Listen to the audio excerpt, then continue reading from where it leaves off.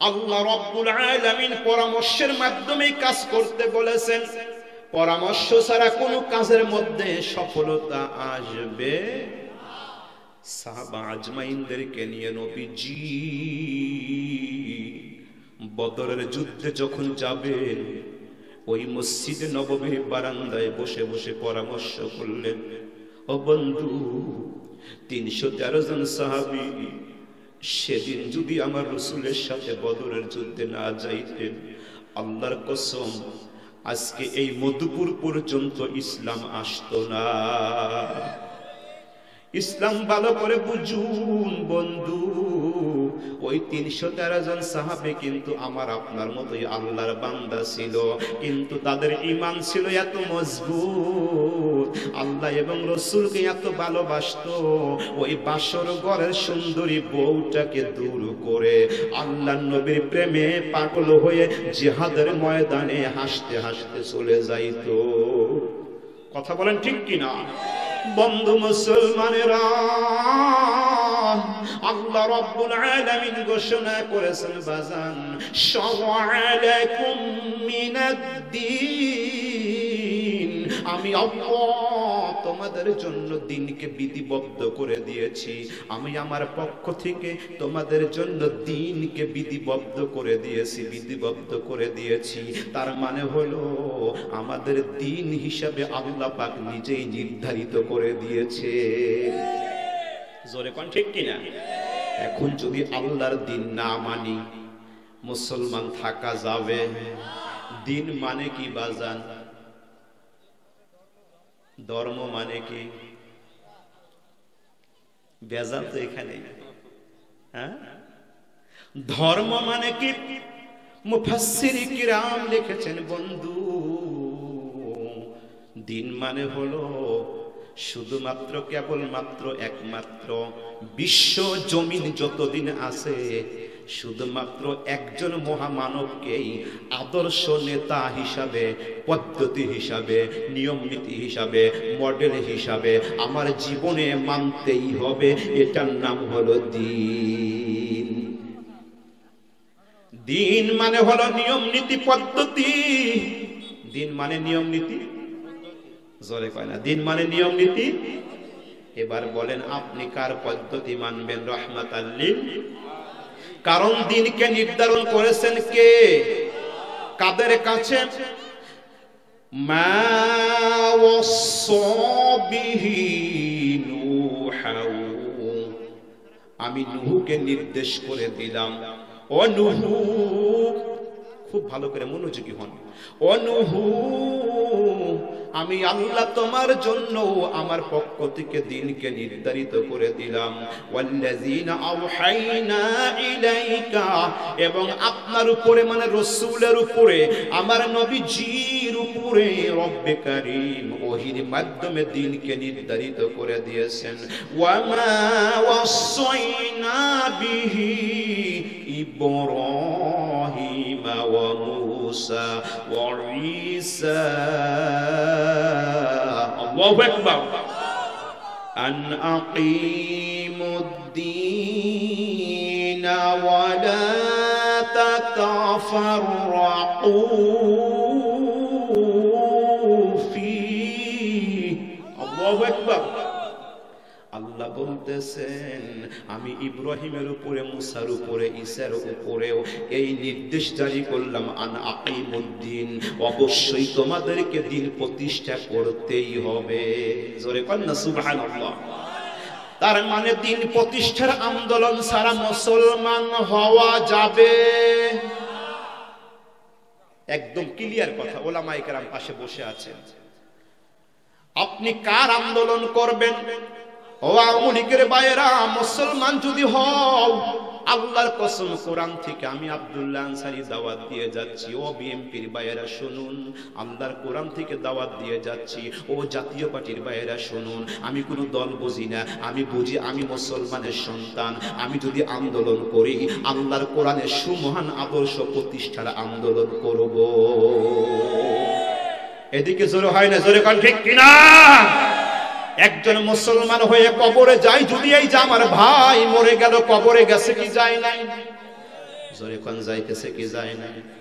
এখন যদি কবরে যায়া বলে আল্লাহ আমি দুনিয়াতে বুঝি নাই, আজকে আমি ভালো হয়ে গেলাম, আমি এইবার তোমার দুনিয়ায় যায়া এবার ইসলামী আন্দোলন করব, সুযোগ হবে, দিন কায়েম করব, সুযোগ হবে।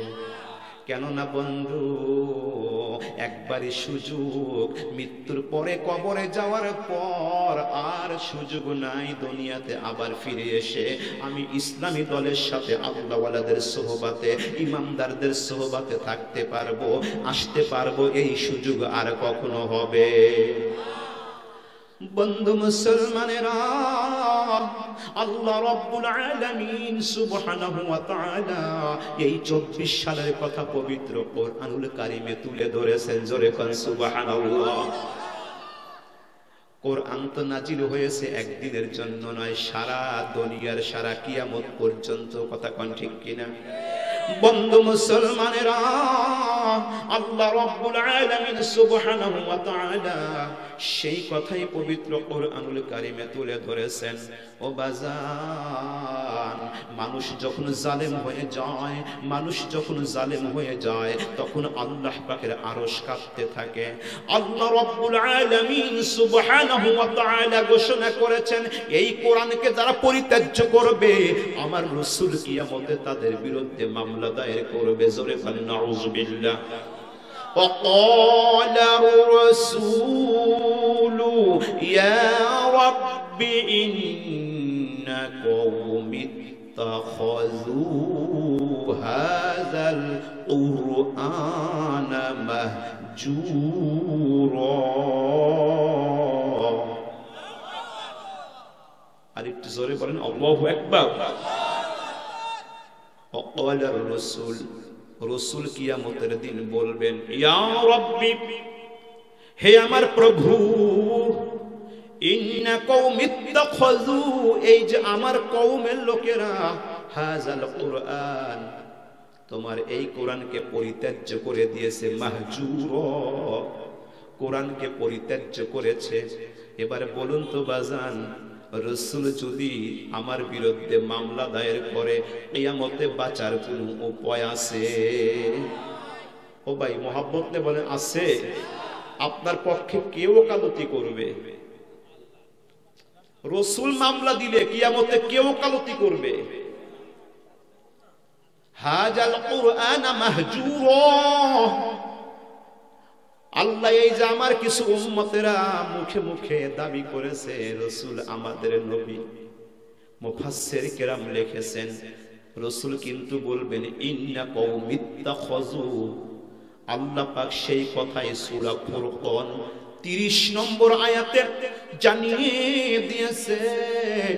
নবীজি বলবে আল্লাহ এই যে আমার কিছু উম্মতের, আমার কিছু কওমের লোকেরা, হাযাল কুরআন মাহজুরা, তোমার কোরআনকে পরিত্যাজ্য করেছে, আমি তাদের বিরুদ্ধে তোমার কাছে মামলা দায়ের করলাম, মামলা দায়ের করলাম। জবান খুলে বলেন নাউযুবিল্লাহ। ও বন্ধু মুসলমানেরা, ওই মক্কার কাফের বেঈমানেরা, ওই মক্কার কাফেররা আল্লাহর নবীকেও মক্কার জমিনে ভালোভাবে থাকতে দেয় নাই, থাকতে দেয় নাই বাজান। আল্লাহর নবী নাগরিকত্ব বাতিল করে দিল, আল্লাহর নবীকে নারী দর্শনে মামলা দিও, আল্লাহর নবীকে যুদ্ধ অপরাধী বানাইলো, আল্লাহর নবীকে সবচাইতে সমাজের মধ্যে, মিডিয়ার মধ্যে নিকৃষ্ট হিসাবে তুলে ধরার ষড়যন্ত্র করলো। জোরে বলেন নাউযুবিল্লাহ। রব্বুল আলামিন নবীকে সান্ত্বনা দিলেন, হাবিবুল্লাহ চিন্তা করবেন না, নুন ওয়াল কলামি ওয়া মা ইয়াসতুরুন। আল্লাহ পাক কসম করলেন কলমের। জোরে কোন কিসের? কলমের দাম আছে কি নাই? না ঘুমাইছেন আপনারা? জোরে কোন কলমের দাম আছে কি নাই? কারণ কলম দিয়ে ভালো লেখে, খারাপও লেখে, কি লেখে না?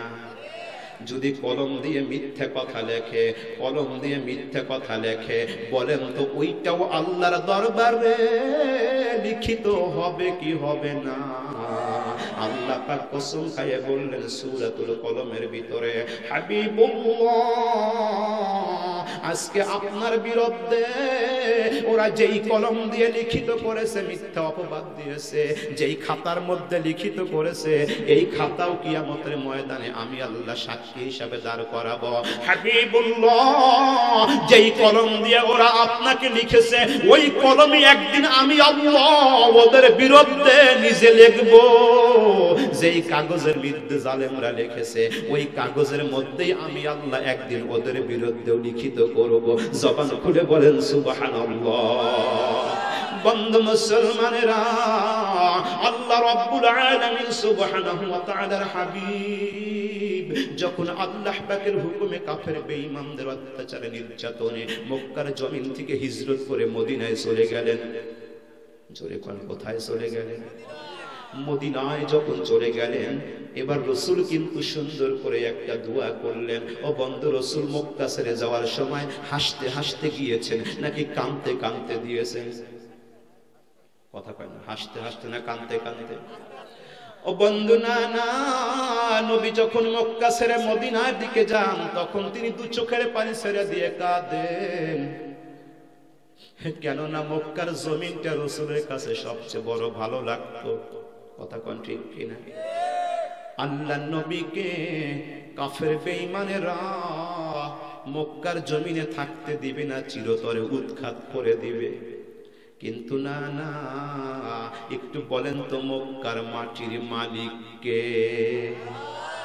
ভারতের মালিক কে? বাংলাদেশের মালিক কে? মনে হয় না আল্লাহ? আল্লাহ যে মালিক তার প্রমাণ 2024 সাল। কথা কয় না? কাফের বেঈমানেরা গভীর রজনীতে চক্রান্ত করলো।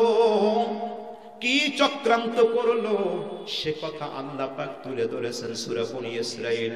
ওয়া ইন কাদু লা ইস্তাফিজুনাকা মিনাল আরদি, ওরা যখন ষড়যন্ত্র করলো, ওই কাফের বেঈমানেরা মক্কার ঘরের ভিতরে বসে আমার সোনার নবীজি রাহমাতাল লিল আলামিনকে চিরতরে উৎখাত করার জন্য বিশাল বড় ষড়যন্ত্র করতেছিল। এত বড় ষড়যন্ত্র করলো, আহারে মক্কার জমিন থেকে উৎখাত করে দিবে। জোরে কর না নাউযুবিল্লাহ। লিইখরিজুকা মিনহা, দেশের মধ্য থেকে বাহির করে দিবে। আল্লাহর নবীকে মক্কায় থাকতে দিবে না, থাকতে দিবে না। আমার রব্বে কারীম নবীকে সান্ত্বনা দিয়ে বললেন, হাবিবুল্লাহ, আপনি চিন্তিত হবেন না, ওরা আপনাকে মক্কায় যদিও তাড়িয়ে দেয় থাকতে দিবে না। আমি আল্লাহ চ্যালেঞ্জ করলাম, ওরা আপনাকে মক্কায় থাকতে দিবে না, আর আমি আল্লাহ আপনাকে এই মক্কার জমিন কুদরতি হাত দিয়ে আমি আপনার ক্ষমতার মসনদে দান করে দেব। ওদেরকে চিরদিন আমি রাখবো না, হঠাৎ করে পাকড়াও করব। ওয়া ইজাল্লা ইয়ালবাসুনা খিলাফাকা ইল্লা কলিলা। আল্লাহু আকবার। হাবিবুল্লাহ, আপনার পরে অল্প কিছুদিন ওরা এই জমিনে থাকবে, এরপরে ওদেরকে আমি আল্লাহ চিরতরে খতম করে দেব। জোরে বলেন সুবহানাল্লাহ। লা ইলাহা, আরো জোরে লা ইলাহা। না ভাই, ক্ষুধা লাগছে মনে হয়, মুহাব্বতে লা ইলাহা, লা ইলাহা ইল্লাল্লাহু মুহাম্মাদুর রাসূলুল্লাহ সাল্লাল্লাহু সাল্লাম। ঘুম ধরে গেছে মনে হয়? কার কার ঘুম ধরে নাই দুই হাত তুলে দেখান তো আল্লাহকে। লিল্লাহি তাকবীর। না ভাই, আরো মুহাব্বত নিয়ে লিল্লাহি তাকবীর। আল কোরআনের আলো, আল হাদিসের আলো, কোরআন সুন্নাহ যেখানে, আলেম উলামা যেখানে, ইবলিস শয়তান যেখানে, ভাতরুম যেখানে, হাত নামান। বাথরুমে নাই আপনারা? একটু হাত তুলে দেখা। 7 দিনের ভিতরে কে বাথরুমে যান নাই? কে রে? ইয়াল্লাহ ইয়াল্লাহ, একজনও পাই না।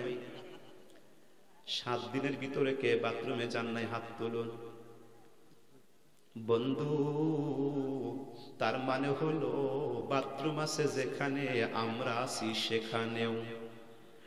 একজন মুসলিম, একজন ইমানদার, অবশ্যই তাকেও বাথরুমেও আল্লাহকে বলা যাবে না।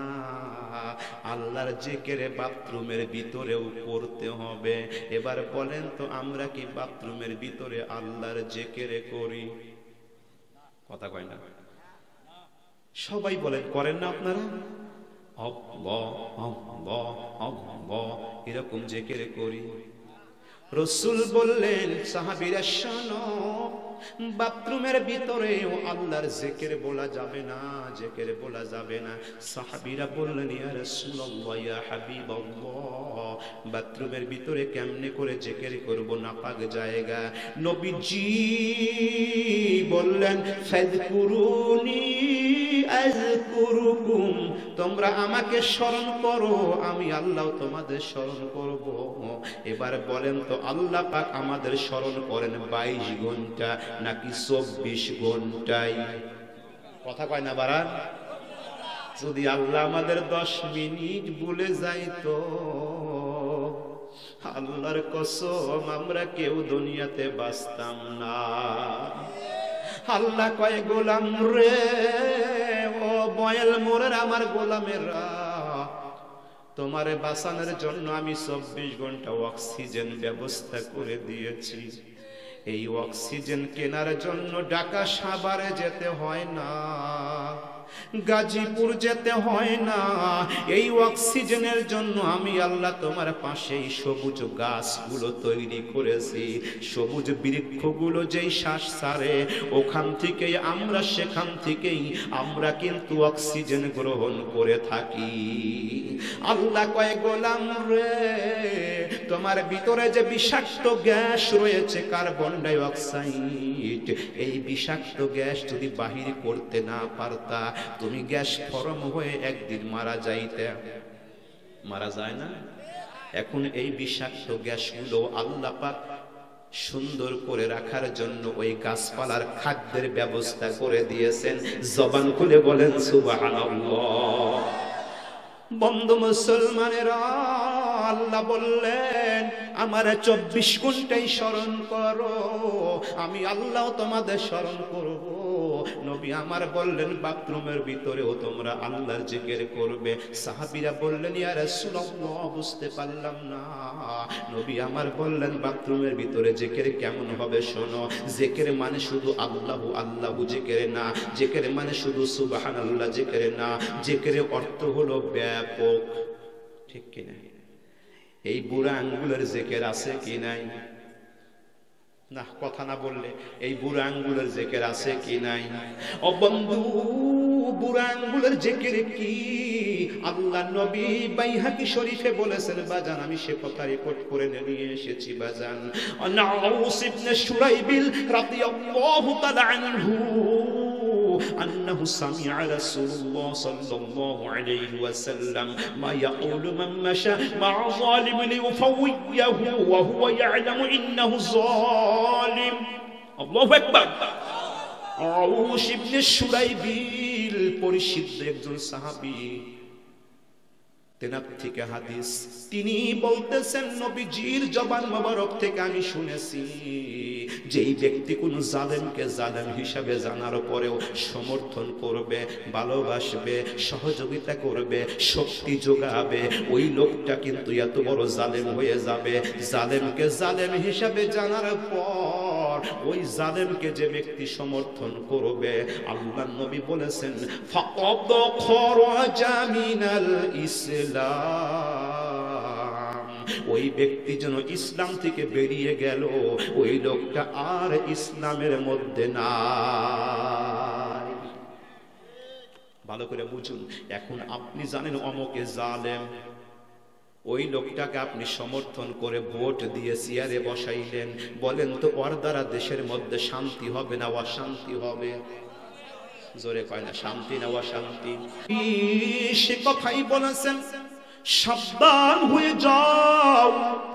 কোন জালেমকে যদি তুমি জানো লোকটা জালেম, ওকে কখনো সমর্থন করবে না, ওকে ভোট দিবে না, বন্ধুত্ব করবে না। কেননা ভোট মানেই হলো সমর্থন করা। কথা বলে না, ভোট মানেই হলো সমর্থন করা। আপনি যখন তাকে সমর্থন করবেন, ফাকাদ খরাজা মিনাল ইসলাম, আপনি আর মুসলমান হিসাবে ইসলামের মধ্যে না। ইলাহা জোরে জোরে লা ইলাহা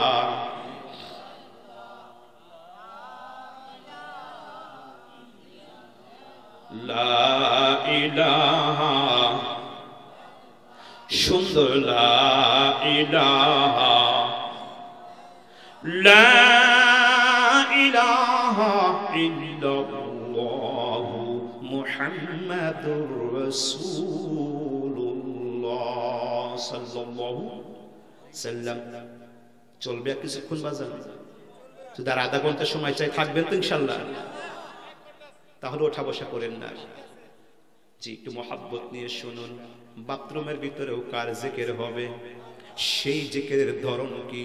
নবীজি বললেন সাহাবীরা রে, যখন তোমরা বাথরুমের ভিতরে ঢুকবে, আমি রাসূল বলে দিচ্ছি, 1 নম্বর তুমি আমার সুন্নত অনুযায়ী 8টা সুন্নত নিয়ে বাথরুমে যাবে। জোরে কোন কয়টা সুন্নত?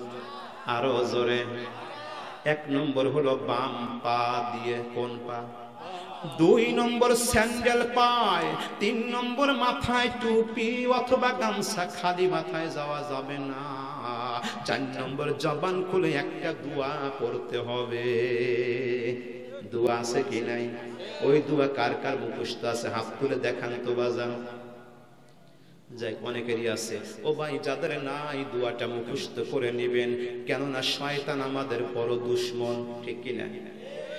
দুয়াটা মোহাব্বত নিয়ে সবাই বলি, বিসমিল্লাহি আল্লাহুম্মা ফতাহলি আবওয়াবা রাহমাতিকা। ঠিক আছে তো বাজান? এইরকম বুঝতে পারছেন বাজান? আল্লাহুম্মা ফতাহলি আবওয়াবা রাহমাতিকা। ওই যে হুজুর লোকমা দিছে, তার মানে হলো যদি কোনো নেতা ভুল করে, ইমাম ভুল করে, বক্তা ভুল করে, অবশ্যই তাকে টাইট করে সংশোধন করে দেওয়া ওয়াজিব। কথা কোন ঠিক কিনা? এটা মসজিদে ঢোকার দোয়া। ও বন্ধু, ইমাম আবু হানিফা রাহমাতুল্লাহ আলাইহির প্রথম শাগরেদ ইমাম আবু ইউসুফ রাহমাতুল্লাহ আলাইহি বলেছেন, ইমাম যদি কোনো সময় ভুল করে, অবশ্যই তাকে লোকমা দিয়ে সাইজ করতে হবে। জোরে কোন ঠিক কিনা? বাজানারা, ইমাম নিয়াত করে শুরু করছে আল্লাহু আকবার, নিয়াত করে এবার তো পড়তে হবে সূরা ফাতিহা। কোন সূরা? কিন্তু ইমাম শুরু করেছে দুআয়ে কুনুত, আল্লাহুম্মা ইন্না নাস্তাঈনুকা ওয়া নাস্তাগফিরুকা ওয়া নু'মিনু বিকা। বলেন তো বাজার নামাজ হবে? এখন ইমাম তো দুআয়ে কুনুত শুরু করেছে, অবশ্যই আপনাকে পিছন থেকে লোকমা দিয়ে ইমামকে সাইজ করতে হবে। জোরে পায় না? একবার দিয়েছেন, ইমাম সাইজ হয় না। 2 বার দিয়েছেন, ইমাম সাইজ হয় না। 3 বার দিলেন, ইমাম সাইজ হয় না। এবার কি করবেন? ইমাম শুরুই করেছে দুআয়ে কুনুত, সাইজ হচ্ছে না, এখনো ভুল সংশোধন করতেছে না। এবার আপনাদের দায়িত্ব কি? নামাজ? না না বন্ধু, নামাজ সারা যাবে না, নামাজ সারা যাবে না। ইমাম আবু ইউসুফ রাহমাতুল্লাহ আলাইহি বলেছেন, ওই মুহূর্তে ইমামের যদি নতুন পাঞ্জাবি হয়। কেমন পাঞ্জাবি? তাহলে নতুন পাঞ্জাবি হইলে পিছনে কলার ধরে, জোরে কোন কি ধরে? কলার ধরে টান দিয়ে আনবে। আর যদি পুরান পাঞ্জাবি হয় তাহলে ঘাড়ের চামড়া ধরে, ঘাড়ের চামড়া ধরে আনবে। এই জন্য মাসআলা হলো ইমাম বরাবর একজন আল্লাহওয়ালা জানলেওয়ালা ভালো মানুষ যার দাঁড়ানো দরকার।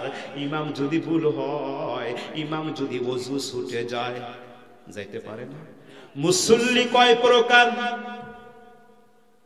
না কিছুই কর না আপনারা, এই তাকান। মুসল্লি কয় প্রকার? ও পিছনে বাবারা জোরে কোন কয় প্রকার? লাহেক, মাদরুক, মাসবুক। জোরে কোন লাহেক, মাদরুক, মাসবুক। ও বন্ধু, সারা জীবন নামাজ পড়লাম, কিন্তু মুসল্লি কয় প্রকার জানা দরকার। ও বন্ধু, এখন মাসবুক মুসল্লি, যেই মুসল্লি নামাজের মধ্যে পিছনের দরজা দিয়ে ওযু গেছে। এরকম হয় না? নামাজের নিয়াত করছেন, ফুস হে, এখন মনে মনে কইতেছেন কি করি, ওযু তো গেছে, দাঁড়াইছি সামনের কাতারে গোড়ার টিমে, এখন কি করি? কথা কন, এরকম হতে পারে কি পারে না? মাসআলা শুনুন। ও বন্ধু, মাসআলা দেওয়ার আমার যোগ্যতা নাই, তবে যেটুকু আল্লাহ দিয়েছেন সেটুকু আপনাদের পৌঁছিয়ে দিচ্ছে আল্লাহকে খুশি করার জন্য। যদি আপনি সামনের কাতারে দাঁড়ান, অবশ্যই যদি এই মুসল্লি হয়ে যান বাজান, তাহলে আপনি ধীরে ধীরে প্রথমে নাক ধরবেন। কি ধরবেন? নাক ধরলে পিছনে মুসল্লি বুঝতে হবে ডাইরেক্ট হয়ে গেছে, ভেজাল আছে। এইভাবে নাক ধরে আপনি হাত দিয়ে পিছন দিকে আসবেন। আপনি কিন্তু নামাজের ভিতরে, নামাজের ভিতরে। জোরে কোন কিসের ভিতরে? তার মানে হলো নামাজের হালতে আছেন, আপনার নামাজ কিন্তু ছুটে যায় নাই, ওযু ছুটে গেছে, নামাজ ছুটে নাই। আপনি কিন্তু এবার বাহিরে এসে কারোর সাথে কথা বলা যাবে না, সালাম দেওয়াও যাবে না, নামাজের ভিতরে যা যা হারাম। আপনি যেহেতু মাসবুক মুসল্লি, আপনার ওযু ছুটে যাওয়ার কারণে আপনি বেরিয়ে এসেছেন ওযু করার জন্য। সাবধান, ওযু করে 2 সেকেন্ড দেরি করা যাবে না। ওযু করে আপনি মসজিদের ভিতরে চলে যাবেন। মসজিদে যাওয়ার পর বলেন তো, এই সময়ের ভিতরে ইমাম সাহেব বসে আছে না নামাজ পড়তে আছে? তার মানে হলো এশার নামাজ 4 রাকাত ফরজ। কষ্ট হচ্ছে আপনাদের? জানা দরকার এটা। কি কর, এটা বিশেষ জরুরি। এশার নামাজ 4 রাকাত ফরজ। আপনার 1 রাকাত ফরজ নামাজের পর ওযু ছুটে গেছে নামাজের ভিতরে বায়ুর মাধ্যমে। আপনি নাক ধরে যখন আসলে ওযু করলেন, ওযু করতে করতে ইমাম সাহেব আরো 2 রাকাত শেষ করে ফেলেছে, ঠিক কিনা? তাহলে কিন্তু আপনি পাইলেন 1 রাকাত, ইমাম সাহেব শেষ করেছে 2 রাকাত। তার মানে 3 রাকাতের পরে আপনি দাঁড়ায়া গেছেন, অথবা 3 রাকাতই শেষ করে ফেলেছেন, অথবা ইমাম সাহেব সালাম ফিরিয়ে ফেলেছেন। তখন আপনি যাইয়া যদি ইমাম সাহেব সালাম ফিরায়, আপনি তখনও আল্লাহু আকবার বলে নিয়ত করবেন। যদি ইমাম সাহেব নামাজের মধ্যেও থাকে, আল্লাহু আকবার করে দাঁড়িয়ে যাবেন। মনে রাখবেন, 1 রাকাত নামাজ কিন্তু প্রথমে আপনি পড়েছেন, ঠিক কিনা? আপনার যে কয় রাকাত ছুটে গেছে, ওই কয় রাকাত ওই পদ্ধতি অনুযায়ী, নিয়ম অনুযায়ী আদায় করবেন। এরপরে সালাম ফিরাইবেন। আল্লাহর নবী বলেছেন, তোমার নামাজ পরিপূর্ণ হয়ে গেছে। একটু জোরে বলতে হবে সুবহানাল্লাহ। ও বন্ধু, ইসলাম সহজ না কঠিন? জোরে করেন, ইসলাম সহজ না কঠিন? ইসলাম বলেছে মরা গরু খাও। বাড়িতে টাকা পয়সা নাই, বাড়িতে আপনার আহারে বড় কষ্ট, চাউল নাই, 4 দিন হয়ে অনাহারে আছেন। সূরাতুল আনআম আল্লাহ বলেছেন, তোমাদের জন্য মরা গরু হারাম, মরা শুকুর হারাম, শুকুরের গোশত হারাম, কুকুরের গোশত হারাম, মরা গরু হারাম। তবে হ্যাঁ, যদি অনুপায় হয়ে যাও, এমন অবস্থা হয়ে যাও প্রায় তুমি মারা যাওয়ার উপক্রম হও, তাহলে অবশ্যই তুমি মরা গরু খাইতে পারবে। এই ফতুয়া কোরআনে আছে, এই ফতুয়া আল্লাহ নিজে দিয়েছে। জবান খুলে বলেন সুবহানাল্লাহ। আব্দুল্লাহ বিন মুবারক রাহমাতুল্লাহ আলাইহি, আহারে তিনি হজে যাবেন, তার কিছুদিন আগে তার একটা সন্তান ছিল ছোট্ট। এই সন্তানটা পাশেই ছিল একটা বাড়ি, ওই বাড়িতে চলে গেছে। ছোট্ট ছোট্ট বাচ্চারা যখন একত্র হয়, ওরা সুন্দর করে বন্ধুর মতো খেলাধুলা করে, কি করে না? আব্দুল্লাহ বিন মুবারক রাহমাতুল্লাহ আলাইহি কলিজার টুকরা ছোট বাচ্চা, মাত্র 5 বছর বয়স, পার্শ্ববর্তী বাড়িতে খেলতে খেলতে চলে গেছে। আহারে, ওই বাড়িতে এত সুন্দর করে গোশত ভুনাও করতেছে, গরুর গোশত। দেখবেন বাজান, গরুর গোশত রান্না করে সেন্ট বাড়ায় কি বাড়ায় না? 2-4 বাড়িতে কিন্তু গ্রাম চলে যায়, ঠিক কি না? সেই জন্য নবীজি বলেছেন, যখন তোমরা গোশত রান্না করবে সাবধান, জল কম দিও না, জল কম দিও না, বেশি বেশি জল দাও। পার্শ্ববর্তী যদি কোনো গরিব মানুষ থাকে একটু জল বেশি করে দাও। এক টুকরা গোশত দিয়া হলেও জল বেশি কইরা তোমার প্রতিবেশী না খায়া থাকলে তাকে তুমি দাও। আল্লাহ রাসূল বলেছেন, ইয়া আইয়ুহান নাস আফশুস সালাম ওয়া আতইমুত তাআম ওয়া সাল্লু বিল-লাইলি ওয়ান নাসু নিআম তাদখুলুল জান্নাতা বিসালাম। চিৎকার মেরে বলুন সুবহানাল্লাহ। অর্থ বোঝেন নাই? ও মানুষেরা, তোমরা বেশি বেশি 3টা কাজ করো, সহজে নিরাপদে জান্নাতে চলে যাবে। ও জান্নাত চান না আপনারা? এত আসতে বললেন, জোরে পান, কোথায় যাবে? চিৎকার মেরে বলুন সুবহানাল্লাহ। কাজ করতে হবে কয়টা? আফশুস সালাম, বেশি বেশি সালাম দাও, বেশি বেশি সালাম দাও। আব্বার সাথে সালাম দাও, আম্মার সাথে সালাম দাও, ছেলের সাথে সালাম দাও, মেয়ের সাথে সালাম দাও। যিনি তোমার শত্রু তাকে তুমি আগে সালাম দাও। নবী বলেছেন, যেই ব্যক্তি শত্রুকে আগে সালাম দিবে আল্লাহ পাক তার প্রতি 20টা রহমত নাজিল করবে। বন্ধু, যেই ব্যক্তি আগে আগে সালাম দিবে ওই ব্যক্তি নিরাপদে জান্নাতে চলে যাবে। কেননা সালাম দিলে অহংকার দূর হয়। আমি বক্তা, সালাম দিব আগে, আমি চেয়ারম্যান, আগে সালাম দিব। বেটা, আমি চেয়ারম্যান এলাকা আছে নাউজুবিল্লাহ বলে। আল্লাহ কয়, শয়তান কি কয়, তুই কিসের চেয়ারম্যান? 5 বার পায়খানা গেলে তো তোর অবস্থা টাইট। কথা কয় না রে ভাই? পাতলা পায়খানা হইলে কিন্তু শেষ। বাজানরা, আল্লাহ পাক অহংকারকে পছন্দ করে না, পছন্দ করে না। ও বন্ধু, আল্লাহর ওলি ইবলিস শয়তান ছিল, আল্লাহর ওলি ইবলিস শয়তান ছিল, আল্লাহর ওলি। কার ওলি? কি কয় শয়তান আল্লাহর ওলি?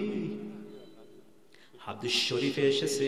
বলেন তো বাজান, শয়তানের নাম কয়টা? এদিকে তাকান, সরে কোন কয়টা? ওই যে মিয়া ভাই যাচ্ছে না, আবার আসবে, একে ধরছে, বুঝছি। হ্যাঁ, জোরে কোন, শয়তানের নাম কয়টা? হাদিস শরীফে এসেছে, এই শয়তান তো অনেক পরে শয়তান হলো। কিসের কারণে? অহংকার। কিসের কারণে? নবীজি বলেছেন, হাদিস শরীফে এসেছে, ইবলিস শয়তানের প্রথম নাম হলো আবেদ। আমি লম্বা আলোচনা করব না, অনেক দিকে চলে গিয়েছি বাজান। 1 নম্বর হলো আবেদ। জোরে কোন কি? আবেদ মানে ইবাদতকারী। 2 নম্বর হলো জাহেদ, জাহেদ মানে তাপসী। 3 নম্বর হলো আরেফ, আরেফ মানে বিজ্ঞ।